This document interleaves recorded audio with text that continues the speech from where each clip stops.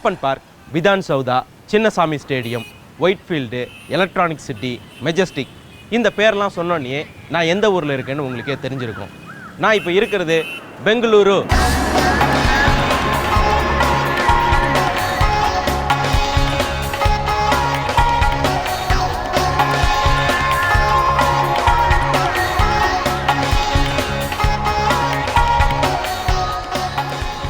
பெங்களூரு கர்நாடகாவின் தலைநகர். இந்த பகுதிகளில் கிமு 4000லேயே மக்கள் வாழ்ந்ததற்கான தொல்பொருள் ஆதாரங்கள் கிடைச்சிருக்குது. கிமு 27 சேர்ந்த ரோம பேரரசின் நாணயங்களை இங்கே கண்டெடுத்திருக்காங்க. அதை வச்சு இந்த பகுதியில் வாழ்ந்த மக்கள் ரோமோட வாணிப தொடர்பு பண்ணியிருக்காங்க அப்படிங்கிறத புரிஞ்சிக்க முடியுது. கிபியில் பல்லவர்கள், கங்கர்கள், சோழர்கள் இங்கே ஆட்சி செஞ்சுருக்காங்க. அதற்கு பிறகு கிபி 12ஆம் நூற்றாண்டில் ஹொய்சாளர்கள் இந்த பகுதியை ஆட்சி செஞ்சுருக்காங்க. அப்பெல்லாம் இந்த ஊர் பெரிய நகராக இல்லை, சின்ன ஊராகத்தான் இருந்திருக்கு. பெங்களூரு எப்போ பெரிய நகராக மாற்றி அமைக்கப்பட்டது? யார் இதை செஞ்சாங்க? இரிய கெம்பகவுடா. இவர் விஜயநகர பேரரசின் அதிகாரத்திற்கு கட்டுப்பட்டு நடந்த குறுநில மன்னர். கல்வி அறிவும் நிர்வாகத்திறனும் மிக்கவர். சிறந்த சமூக சீர்திருத்தவாதியாக விளங்கியவர். இவர்தான் சிற்றூராக இருந்த பெங்களூர் பகுதியும் கிபி 1537 செங்கலால் ஆன கோட்டை ஒன்றையும் நந்தி கோவில் ஒன்றையும் கட்டினார். அதைச் சுற்றி புதிய நகரம் ஒன்று கெம்பகவுடாவால் உருவாக்கப்பட்டது. இதுதான் ஆரம்பகால பெங்களூரு. அதை கெம்பகவுடா கந்து பூமி அல்லது நாயகர்களின் பூமி என்று அழைத்தார். சுற்றிலும் வேறு சில கோவில்களையும் ஏரிகளையும் உருவாக்கினார். கெம்பகவுடாவிற்கு பிறகு பதவிக்கு வந்த அவருடைய வாரிசுகள் பெங்களூரை பெரிய நகராக கொஞ்சம் கொஞ்சமாக வடிவமைத்தார்கள். 2ஆம் கெம்பகவுடா ஆட்சியின் போது பெங்களூரு கல்யாணபுரா, தேவராய நகரம் என்ற பெயர்களால் அழைக்கப்பட்டது. பெங்களூருவை 3 லட்சம் கொடுத்து வாங்கி மைசூர் சமஸ்தானத்தோடு இணைத்தார்கள். இந்த தகவல் சுவாரஸ்யமா இருக்குல்ல? இதனுடைய வரலாறை தெரிஞ்சுக்கலாமா? ஸ்ரீரங்கப்பட்டினத்தின் காவிரி கரைக்கு அந்த பக்கத்தில் ஆட்சி செஞ்சுக்கிட்டு இருந்த பிஜப்பூர் சுல்தான்களுக்கு பெங்களூர் மேலேயும் ஒரு கண் இருந்தது. 1638 இதற்காக நடந்த போர்ல அப்போதைய ஆட்சியாளரான 3ஆம் கெம்பகவுடா தோற்கடிக்கப்பட்டார். பிஜப்பூர் படைகளுக்கு உதவிய மராத்தியரான சாகாஜி போஸ்லேவிடம் பெங்களூரின் ஆட்சி பொறுப்பு ஒப்படைக்கப்பட்டது. அடுத்த 40 ஆண்டுகள்ல முகலாய பேரரசர் அவுரங்கசீப்பின் தளபதியான காசிம் கான் மராட்டியர்கள்ட்ட இருந்து இந்த பெங்களூரை கைப்பற்றினார். அந்த சமயத்துல மைசூர் சமஸ்தானத்தை ஆண்டு வந்த மகாராஜா சிக்க தேவராஜ உடையார் முகலாய தளபதிகள் கிட்ட பெங்களூரை பேரம் பேசினார்.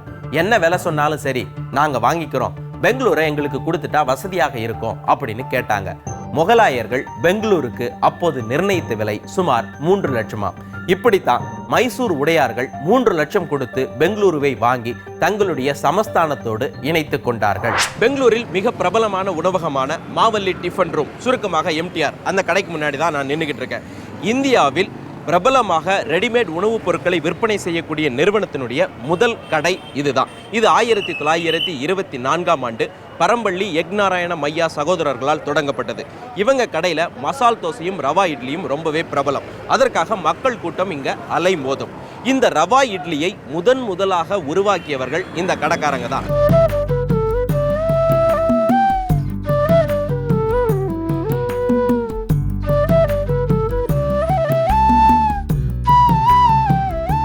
இவங்க இந்த ரவா இட்லியை எப்படி செய்யறாங்க, இதனுடைய வரலாறு என்ன, சுவை என்ன தெரிஞ்சுக்கலாமா?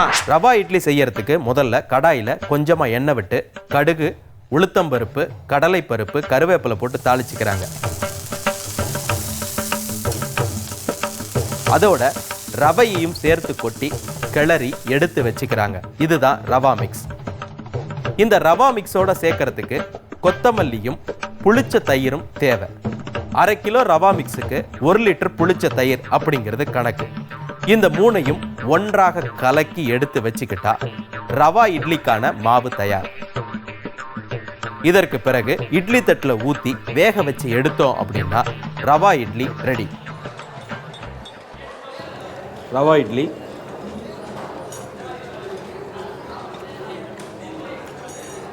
பிரமாதமாக இருக்குங்க. அதோட இந்த சட்னி காம்பினேஷன், அந்த புதினா, கருவேப்பிலை எல்லாம் போட்டு அரைச்சிருக்கக்கூடிய அந்த தேங்காய் சட்னியும் இந்த ரவா இட்லியும் அட்டகாசமாக இருக்குது. சரி, இந்த ரவா இட்லியினுடைய வரலாறு என்ன? 2ஆம் உலகப் போர் சமயத்தில் உணவுப் பொருட்கள் தட்டுப்பாடு ஏற்பட்டுச்சு. அதுலேயும் குறிப்பாக அரிசிக்கு கடும் தட்டுப்பாடு. எம்டிஆர் ஹோட்டல்ல இட்லி தோசை சாப்பிட்ற கூட்டம் அதிகம். அரிசி இல்லாம இட்லி தோசை எப்படி செய்யறது? பிரச்சனை. அந்த சமயத்துல தான் இந்த ஹோட்டல்காரங்க ரவையை கையில எடுத்தாங்க. ரவையை வச்சு இட்லி செஞ்சு வாடிக்கையாளர்களுக்கு பரிமாற ஆரம்பிச்சாங்க. வரவேற்பு ஆஹா ஓஹோன்னு இருந்துச்சு. எம்டிஆரின் கண்டுபிடிப்பான ரவா இட்லி அவங்களுக்கு ரொம்பவே நல்ல பெயரும் வாங்கி கொடுத்துச்சு. ரகளையான சுவையோட இருக்கிற ரவா இட்லி பிறந்த கதை இதுதான்.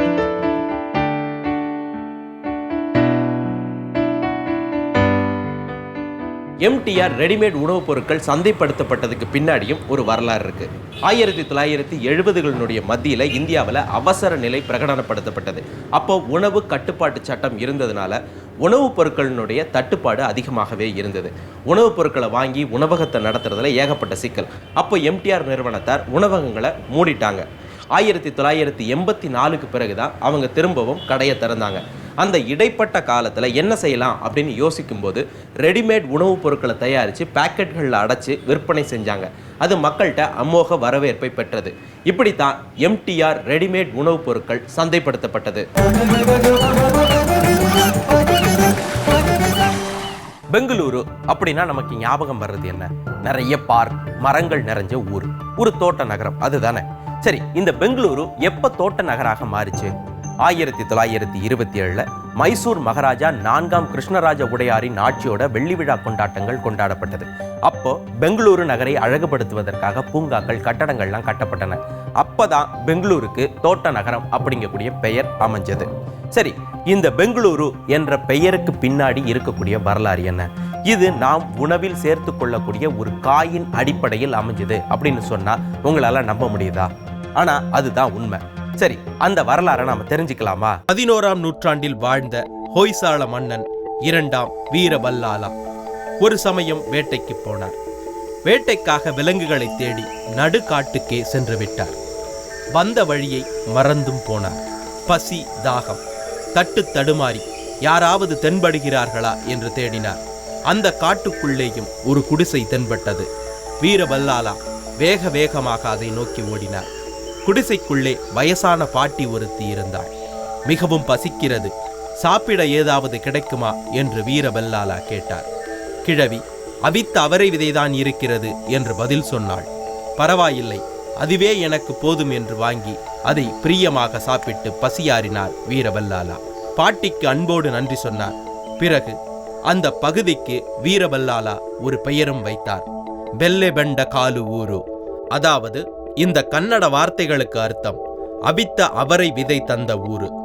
பெல்லெபெண்ட காலு ஊரு பின்னாளில் வேறு வேறு பெயர் மாற்றங்களை அடைந்து இப்பொழுது பெங்களூரு என்று அழைக்கப்படுகிறது. பெங்களூரு அப்படிங்கக்கூடிய பெயர் அமைஞ்சதுக்கு பின்னாடி ஒரு பாட்டி கொடுத்த அவரை விதை கதையை பார்த்தோம். அதை வெறும் செவி வழி கதைன்னு நாம நினைச்சு ஒதுக்கிட முடியாது. ஏன்னா பெங்களூருக்கும் அவரைக்காய்க்கும் அவ்வளவு நெருக்கமான பந்தம் இருக்குது. இந்த பகுதிகளில் அவரைக்காயை வச்சு விதவிதமான உணவுகள்லாம் செய்யறாங்க. அதுல சில வகைகளை தான் நாம இந்த நிகழ்ச்சியில பார்க்க போறோம். என் கூட பெங்களூரை சேர்ந்த பிரேமா கணேஷ் அவர்கள் இருக்காங்க. வணக்கம்மா. வணக்கம். இன்னைக்கு நீங்க என்ன பண்ண போறீங்க? பன்னீர் அவரக்காய் குருமா. பன்னீர் அவரக்காய் குருமா. ஓகே, இது வந்து எதோட சாப்பிட்றதுக்கு நல்லா இருக்கும்? இது தந்தூர் ரொட்டி, சப்பாத்தி, பரோட்டா எது வேணாலும் நல்லா இருக்கும். இதுக்கு தேவையான பொருட்கள் என்ன? இதுக்கு தேவையான பொருள் வெங்காயம், பச்சை மிளகாய், பூண்டு இஞ்சி பேஸ்ட், அப்புறம் பட்டை, பிரிஞ்சி இலை, ஏலக்காய், பாதாம் பருப்பு, கொத்தமல்லி, பன்னீர், அவரக்காய், தனியா பொடி, கொஞ்சம் தயிர். சரி, நாம இப்போ செய்யலாமா? கடாயில் எண்ணெய் விட்டுட்டு இந்த வெங்காயத்தை வறுத்து எடுக்கும். கொஞ்சம் தாராளமாகவே எண்ணெய் ஊற்றிக்கிறீங்க. ஏன்னா நல்லா இது ப்ரௌன் ஆகிற மாதிரி பொரிஞ்சு வரணும்.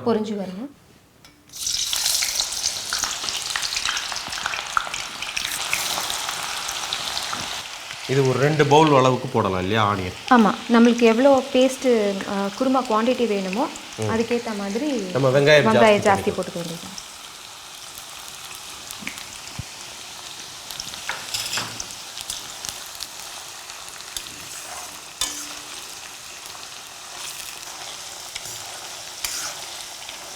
நல்லா இது ப்ரௌன் கலராக வரணுமா? ஆமாம், நல்ல ப்ரௌனாக வரணும். இது எதுக்காக இப்படி நல்லா பொரிய விட்றீங்க? இந்த ஃப்ளேவருக்காகவா? ஆமாம், அந்த ஃப்ளேவர். யூஸ்வலாக அந்த மாதிரி ப்ரௌனாக ஆனியன் இருந்துச்சுன்னா இந்த கிரேவிக்கு வந்து ஃப்ளேவர் ரொம்ப நல்லா இருக்கும். நல்லா இருக்கும். அது தம்ல குக் பண்ண போகிறோம் நம்ம. ஸோ நீங்கள் லிட்டு ஓப்பன் பண்ணும் போதே நல்ல அரோமா அந்த வெங்காயத்தினுடைய அந்த வாசனை அப்படி தூக்கி இருக்கும். நல்லா பொரிஞ்சு வந்ததுன்னா நல்லா இருக்கும். ஓகே, அதுக்காக இந்த நிறைய ஆயிலில் நல்லா பொரிச்சு எடுக்கிறேன்.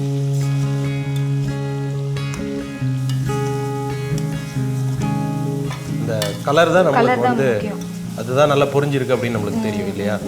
முதல்ல போடும்போது நிறைய பபிள்ஸ் இருந்துச்சு, இப்போ பபிள்ஸ்லாம் கிட்டத்தட்ட அடங்கிருச்சு. இந்த பபிள்ஸ் அடங்கினாலே நம்மளுக்கு வந்து கிட்டத்தட்ட ரெடி ஆயிடுச்சு அப்படின்னு தெரியும். இப்போ நல்லா ப்ரௌன் ஆயிடுச்சு. ஓகே, இப்போ எடுத்துடலாம். ஆனியனை மட்டும் தனியாக எடுத்து வைக்க போகிறோம் இல்லையா?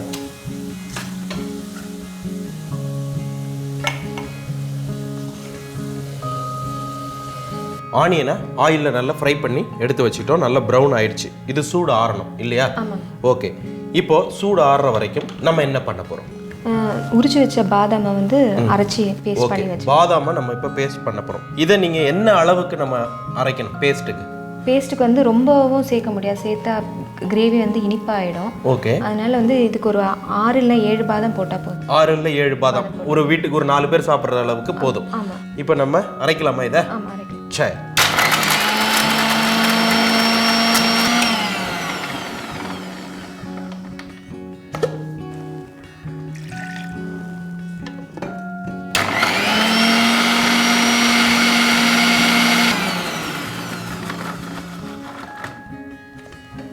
இப்போ நம்மளுக்கு பாதாம் ஊற வச்ச பாதாமை பேஸ்ட் பண்ணி தனியாக எடுத்துட்டோம்.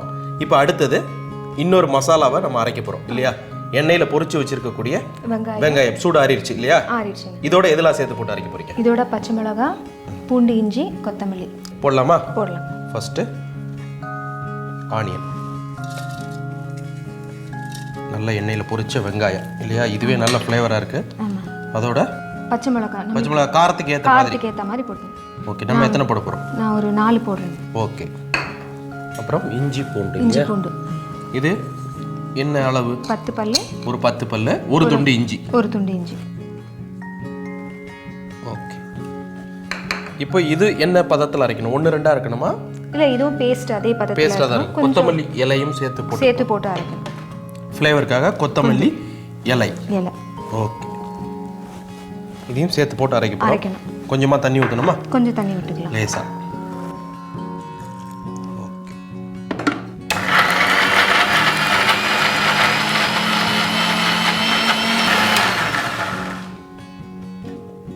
அரைச்சது போதுமா பாருங்க? போதுமா? இப்போ நம்ம வந்து எண்ணெயில் பொரிச்சு வச்ச வெங்காயம், பச்சை மிளகாய், பூண்டு, இஞ்சி, அதோட கொத்தமல்லி இலை எல்லாம் போட்டு நம்ம அரைச்சி எடுத்துக்கிட்டோம். பேஸ்ட்டும் ரெடியாக இருக்குது, பாதாம் பேஸ்ட்டும் ரெடியாக இருக்குது. நெக்ஸ்ட் ஸ்டேஜ் என்ன பண்ண போகிறோம்? இப்போ குக்கர் எடுத்துட்டு எண்ணெய் கொஞ்சம் போட்டுட்டு கரம் மசாலா ஐட்டம்ஸ் எல்லாம் அதில் போடணும். அந்த கரம் மசாலா வெடித்த உடனே இந்த 2 பேஸ்ட்டும் சேர்த்துறோம். போட்டுட்டு அவரைக்காவையும் பன்னீர் எல்லாத்தையும் போட்டுட்டு தயிர், உப்பு, மேலே கொஞ்சம் தனியா பொடி தூவிட்டு குக்கரை போட்டு மூடிடுறோம். அது தம் போடுறீங்க இல்லையா? அது ஒரு 2 விசில் கணக்கு இல்லைன்னா சிம்மில் வச்சு ஒரு 10 நிமிஷம் குக் பண்ணிட்டு அதுக்கப்புறம் தான் எடுக்க போகிறோம் இல்லையா? நம்ம இப்போ குக் பண்ணிடலாம்.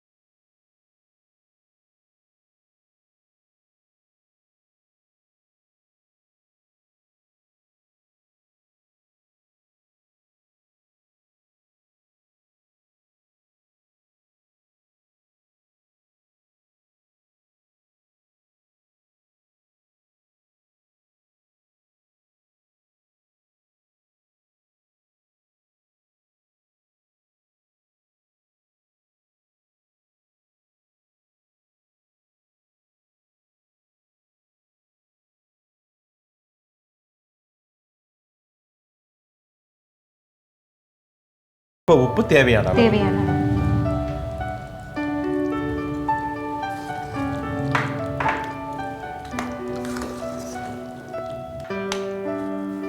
இது வந்து சிம்மிலேயே ஒரு 10 நிமிஷம் இருக்கணும். ஆமாம்.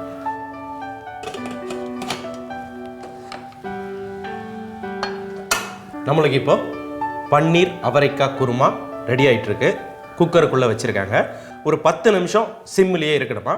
நாமளும் ஒரு 10 நிமிஷம் வெயிட் பண்ணலாம். பெங்களூரு இந்த பெயருக்கு பின்னாடி வேறு சில சரித்திர குறிப்புகளும் இருக்கு. ஒரு மாவீரனுடைய சிறப்புகளை சொல்லும் விதமாக கல்வெட்டுகளை உருவாக்குறது அந்த காலத்து வழக்கம். அதுக்கு வீரக்கல் அப்படிங்கிறது பெயர். கிபி 890 சேர்ந்த ஒரு வீரக்கல் சொல்லும் செய்தியின்படி பெங்களூரு கங்க சாம்ராஜ்யத்தின் ஒரு பகுதியாக இருந்தது. இங்க கிபி 890 ஒரு போர் நடந்தது அப்படிங்கக்கூடிய செய்தியை நாம அறிஞ்சிக்க முடியுது.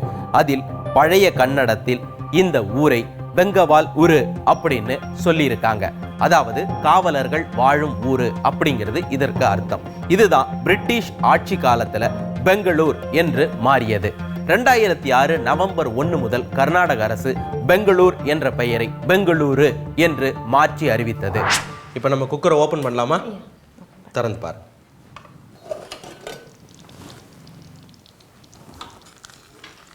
குருமா ரெடி ஆயிடுச்சுங்க. குருமா ரெடி ஆயிடுச்சு. பன்னீர் அவரைக்காய் குருமா ரொம்ப நல்லா இருக்கு. அந்த அவரைக்காய் நல்லா குக் ஆகிருக்கு.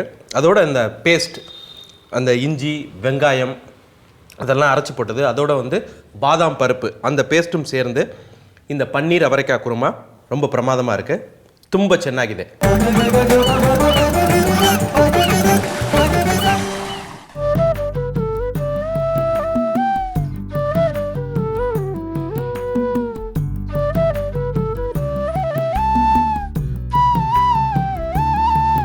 நான் இப்போ பெங்களூரில் இருக்கக்கூடிய லால் பாக்குக்குள்ளே இருக்கேன். இந்த லால் பாக்கை யார் எப்போ உருவாக்குனாங்க? 1760 மைசூரை ஆண்ட ஹைதர் அலி தான் இந்த தோட்டத்தை உருவாக்கியவர். அவருக்கு முகலாய பாணியில் ஒரு தோட்டம் அமைக்கணும் அப்படிங்கக்கூடிய ஆசை இருந்தது. அதற்காக உருவாக்கப்பட்டது தான் இந்த தோட்டம். இதை முழுமையாக்கி காட்டியவர் அவருடைய மகனான திப்பு சுல்தான் தான்.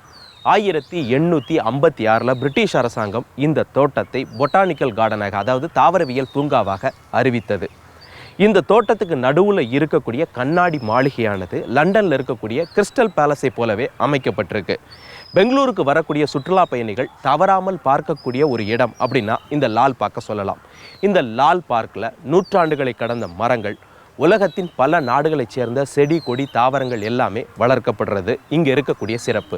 பெங்களூர்லேருந்து 55 கிலோமீட்டர் தொலைவில் இருக்கக்கூடிய ஊர் ராம்நகர். இதை பட்டு நகரம் அப்படின்னு சொல்லுவாங்க. இந்த ஊரினுடைய முக்கியமான தொழில் பட்டுப்பூச்சி வளர்க்குறதும் பட்டு உற்பத்தி செய்கிறதும். மைசூர் சில்க்குக்கு தேவையான பட்டுக்கள் அனைத்தும் இந்த ஊர்லேருந்து தான் உற்பத்தி செய்யப்படுது.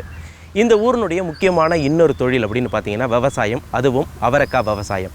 ஒவ்வொரு வருடமும் தை மாதம் இந்த ஊர் அவரைக்காய் விவசாயிகள் எல்லாருமா சேர்ந்து பெங்களூரில் இருக்கக்கூடிய பசவனக்குடியின் வெங்கட்ரமணர் கோயிலையும் ஆஞ்சநேயர் கோயிலையும் அவரைக்காய் படையல் போடுறாங்க.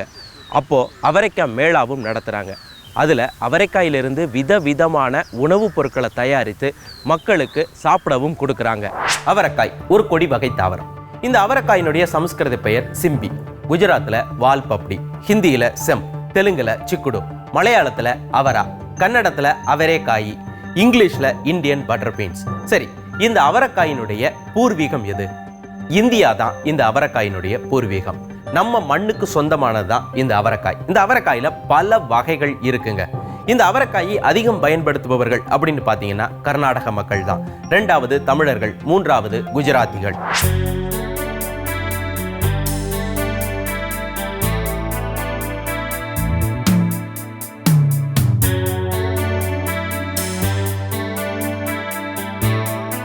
நான் இப்போ பெங்களூரில் இருக்கக்கூடிய விஸ்வேஸ்வரபுரம் மார்க்கெட் ரோட்டில் இருக்கேன். இது தெருவோர உணவகங்களுக்கு புகழ்பெற்ற தெரு.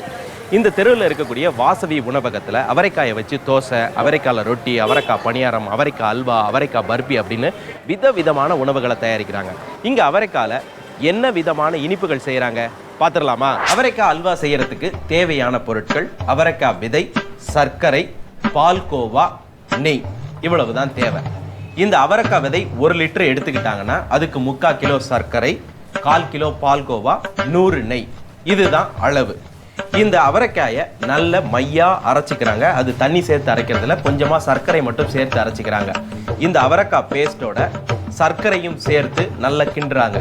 இதற்கு நடுவுல பால்கோவாவும் நெய்யும் சேர்த்து கிளறி இறக்கிட்டாங்கன்னா அவரைக்காய் அல்வா ரெடி.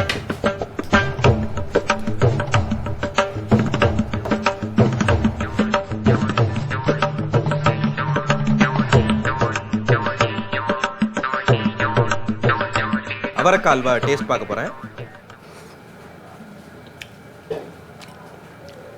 இந்த அவரைக்காவனுடைய ஃப்ளேவர் இருக்கு. அதே மாதிரி அந்த தித்திப்பும் குறையல. அசோகா அல்வா சாப்பிடும்போது எப்படி ஒரு உணர்வு இருக்குமோ அதே மாதிரி தான் இருக்கு. அவரைக்காய் அல்வா அலாதி. பெங்களூருனுடைய வரலாறும் அவரைக்காயினுடைய சுவையும் இன்னியோட முடியலைங்க, நாளைக்கும் இருக்கு. மீண்டும் நாளை சந்திப்போம். பாய்.